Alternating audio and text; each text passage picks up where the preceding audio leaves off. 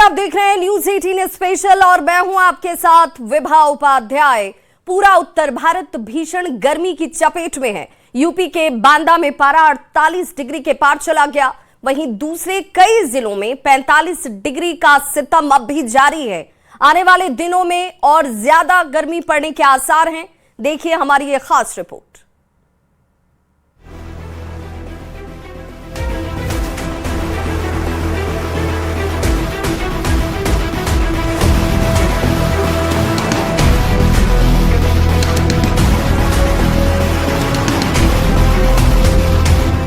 उत्तर भारत में जबरदस्त गर्मी पड़ रही है।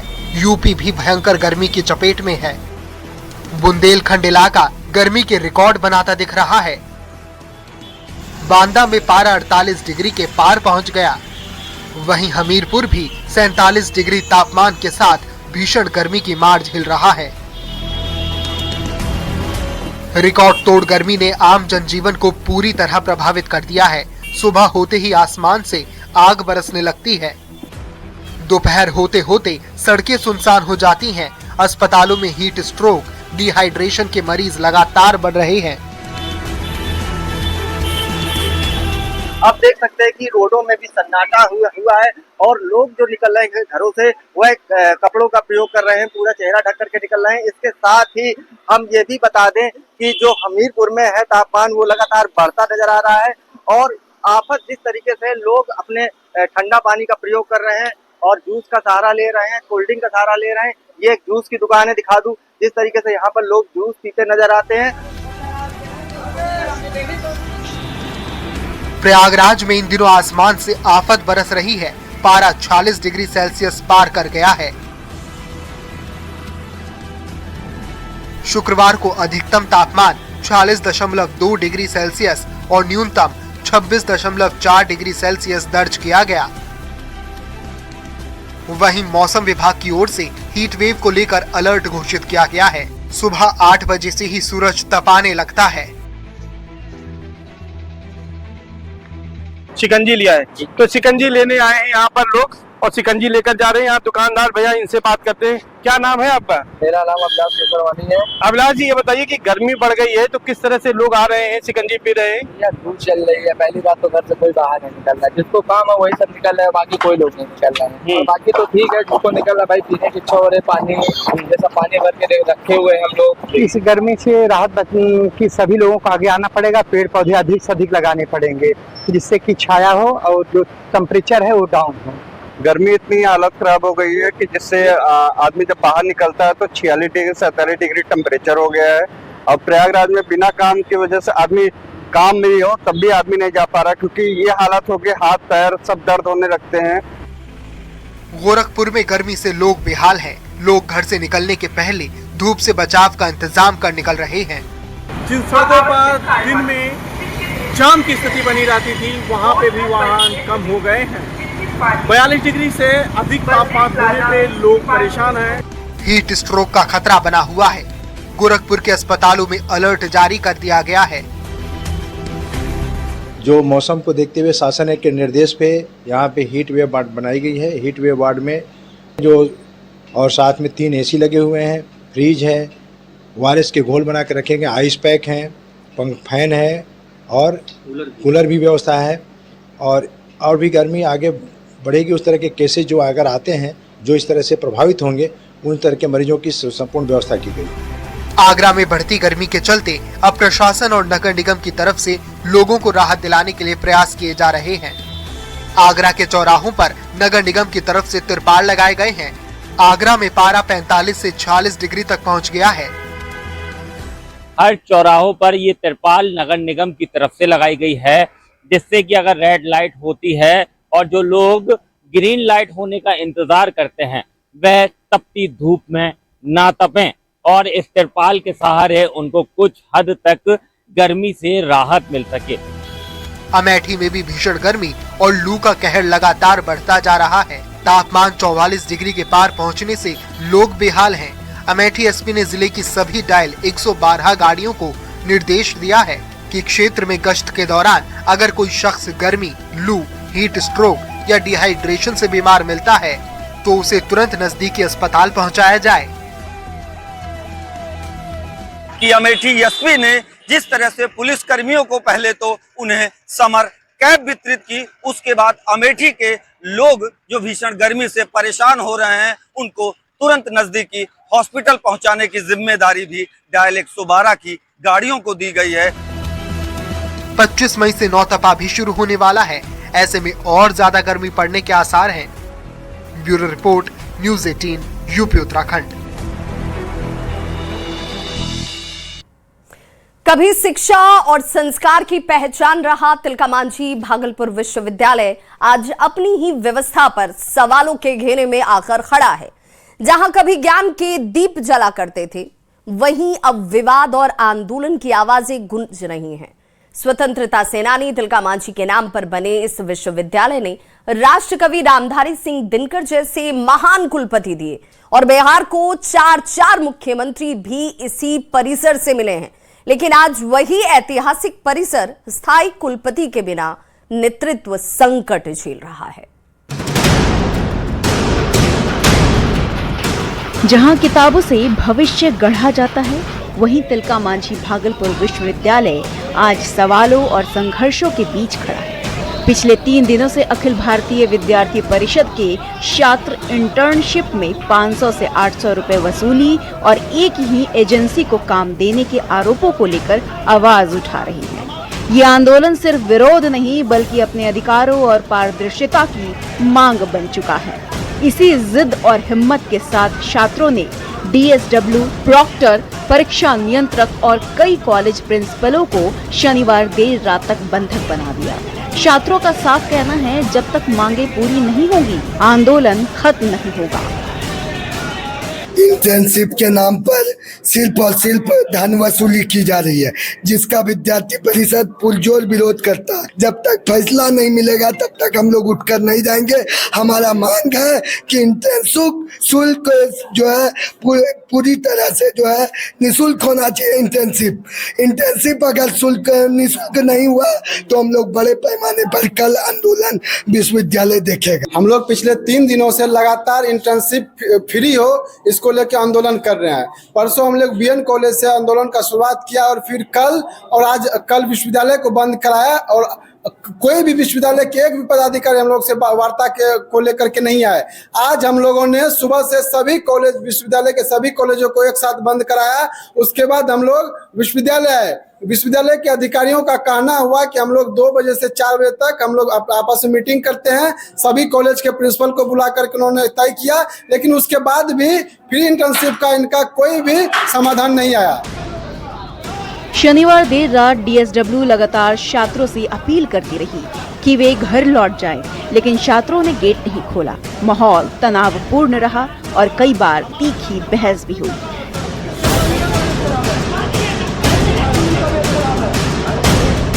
DSW ने बताया कि छात्र हित में इंटर्नशिप प्रक्रिया फिलहाल रोकने पर विचार किया जा रहा है और फाइल आगे भेजी गई है, लेकिन कुल सचिव कार्यालय में शिक्षक पहले से धरने पर बैठे हैं, जिससे प्रक्रिया अटकी हुई है। फैसला छात्र हित में हुआ। इसमें बहुत सारी परिस्थितियां हैं। शुरुआती दौर से जो चला, जो इंटर्नशिप का जो मीनिंग होता है वो गाइडलाइन UGC के तहत लिया गया। कुछ कॉलेजों ने MOU करा लिया था 500 से ज्यादा में, 650, कोई 700, कोई 750। एक रूल भागलपुर यूनिवर्सिटी में 500 रुपया विथ GST रहेगा, तो सब और फ्री वाला सभी से व्यू ले लिया गया। अब वो फाइल आगे बढ़ी रजिस्ट्रार के यहाँ, ठीक है ना, तो फाइल बढ़ी तो वहां पर जो है दुर्भाग्यवश आज ही के दिन यह नोटिफिकेशन हुआ है जो 10 प्रिंसिपल एंड और जो टीचर सब्जेक्ट में है तो उनका हुआ। इधर शिक्षक भी कुल सचिव कार्यालय का घेराव कर अपनी मांगों पर डटे रहे। हालात को देखते हुए नगर विधायक भी मौके पर पहुंचे और शिक्षा विभाग से बातचीत कर समाधान की कोशिश की। इसके बाद शनिवार देर रात शिक्षकों ने धरना समाप्त किया, लेकिन तनाव अभी भी बरकरार है।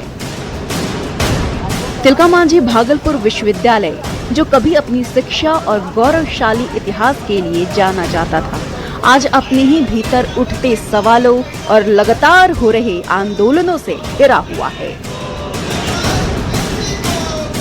6 महीने से स्थायी कुलपति की अनुपस्थिति ने विश्वविद्यालय की पूरी व्यवस्था को कमजोर कर दिया। कभी छात्रों का विरोध, कभी शिक्षकों का धरना, तो कभी कर्मचारियों का असंतोष। हर दिन नया बवाल देखने को मिल रहा है। अब सबसे बड़ा सवाल यही है कि क्या ये ऐतिहासिक विश्वविद्यालय फिर से अपनी पुरानी पहचान और सम्मान हासिल कर पाएगा, या फिर आंदोलन और अव्यवस्था की ये तस्वीरें यूं ही इसकी पहचान बनी रहेगी। भागलपुर से संवाददाता आशीष रंजन की रिपोर्ट।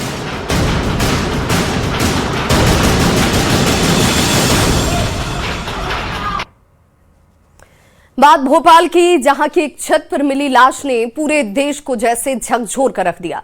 लेकिन ये कहानी मौत से शुरू नहीं होती है, ये कहानी शुरू होती है हंसी से, डांस से और सपनों से। एक लड़की जिसे घर में प्यार से टुक टुक बुलाया जाता था, एक लड़की जिसकी जिंदगी किसी फिल्म की तरह रंगों से भरी हुई थी।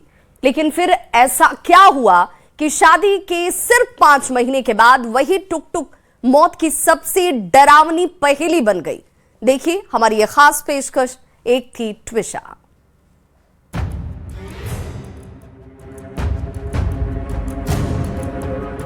वीडियो में एक लड़की खिलखिला रही है, कभी दोस्तों के साथ डांस कर रही है,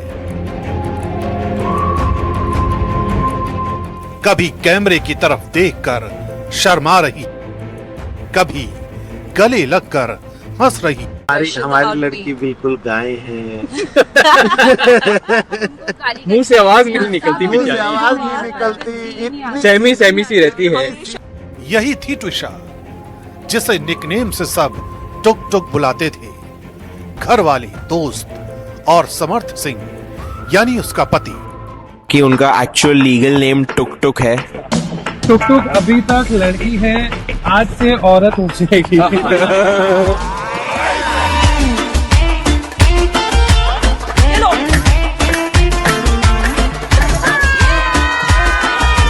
क्या बोले, टुक टुक की बचपन की आदतें बता देते हैं, कितना परेशान करती थी हमको। हर वक्त हंसना, हर वक्त बोलना, हर कैमरे में रौनक भर देना उसकी आदत थी। पंडित जी छोड़ दो उसको। यार ये पंडित जी क्या टाइम पास कर रहे हैं आप, पूरा फुटेज पंडित जी खाने वाले हैं क्या? पंडित जी उसको शादी मेरे से करनी है, आपसे नहीं। दोस्त कहते थे ऊपर से थोड़ी सख्त दिखती थी, लेकिन अंदर से बिल्कुल नरम दिल। ऊपर से hard is she is like a coconut, ऊपर से हार्ड है, अंदर से she is very very very very soft. You all the best Twisha दीदी। सोशल मीडिया पर उसकी तस्वीरें किसी फिल्मी दुनिया जैसी लगती थी, लेकिन किसी ने नहीं सोचा था कि यही मुस्कुराती लड़की एक दिन देश के सबसे चर्चित मौत के मामलों में बदल जाएगी।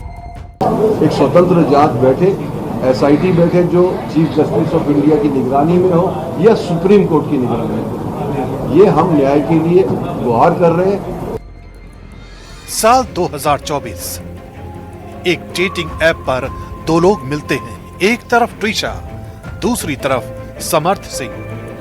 बातचीत शुरू होती है, दोस्ती बढ़ती है, फिर मुलाकातें होती हैं। दोनों की तस्वीरें सामने आने लगती हैं। कैफे, रोड ट्रिप, पार्टी, परिवार, सब कुछ किसी रोमांटिक फिल्म की तरह आगे बढ़ता दिखाई देता है। ट्विशा के करीबी बताते हैं कि वो इस रिश्ते को लेकर बेहद गंभीर थी। उसे लगता था कि उसे उसका जीवन साथी मिल गया है। When I spoke to Jiju for the first time, I realized that she has finally found her match. समर्थ पेशे से वकील, पढ़ा लिखा परिवार, माँ गिरिबाला सिंह रिटायर्ड जज। बाहर से सब कुछ बेहद परफेक्ट दिखाई देता था, और शायद यही वजह थी कि ट्विशा ने अपनी जिंदगी का सबसे बड़ा फैसला लेने में ज्यादा वक्त नहीं लगाया। And I could see the happiness when she told me about Samarth. दिसंबर 2025, शादी का मंडप सजा रोशनी, संगीत, डांस, हंसी और कैमरे में कैद होती है एक ऐसी शादी जो किसी बड़े बॉलीवुड सेट जैसी लग रही थी। वीडियो में ट्रिशा बेहद खुश दिखाई देती है, कभी दोस्तों के साथ नाचती हुई, कभी समर्थ का हाथ पकड़कर मुस्कुराती हुई, कभी परिवार के साथ सेल्फी लेती हुई। शादी के हर फ्रेम में खुशियों का शोर था। She loves her brother a lot. That's very sweet and very beautiful. लेकिन किसी ने नहीं सोचा था कि यही शादी कुछ महीनों बाद आरोपों और आंसुओं के तूफान में बदल जाएगी। टुक टुक ने नई जिंदगी शुरू कर दी थी। जय श्री कृष्ण बोलो जय राधे, जय श्री कृष्ण बोलो जय राधे। नया घर, नया रिश्ता, नए सपने, लेकिन इन सपनों के पीछे धीरे धीरे कुछ ऐसा बन रहा था जो कैमरे पर नहीं दिखता था। शादी के बाद सोशल मीडिया पर तस्वीरें आती रही, कभी पूजा की तस्वीर, कभी परिवार के साथ हंसी मजाक, कभी पति के साथ रोमांटिक वीडियो। बाहर से सब कुछ बिल्कुल सामान्य दिखता रहा, लेकिन इसी दौरान कुछ चैट्स, कुछ कॉल्स, कुछ बातें धीरे धीरे रिश्ते के अंदर छिपे तनाव की तरफ इशारा करने लगी। परिवार का दावा है कि ट्रिशा बदलने लगी थी। पहले जैसी चुलबुली लड़की अब अंदर ही अंदर टूट रही थी, लेकिन कैमरे के सामने वो अब भी मुस्कुराती थी। शायद इसलिए क्योंकि उसे लगता था कि सब ठीक हो जाएगा। लेकिन 12 मई 2026 की सुबह भोपाल के एक घर में जो कुछ हुआ, उसने टुक टुक की पूरी कहानी हमेशा के लिए बदल दी। 12 मई 2026 भोपाल की वो सुबह जिसने टुक टुक की कहानी को हमेशा के लिए बदल दिया। सवाल सिर्फ मौत का नहीं है, सवाल ये कि महज 5 महीनों में ऐसा क्या हुआ कि शादी के सपने मातम में बदल गए। क्या ट्रिशा सचमुच टूट चुकी थी, या फिर उस घर की दीवारों में कोई ऐसा राज छिपा था जो अब धीरे धीरे बाहर आ रहा है।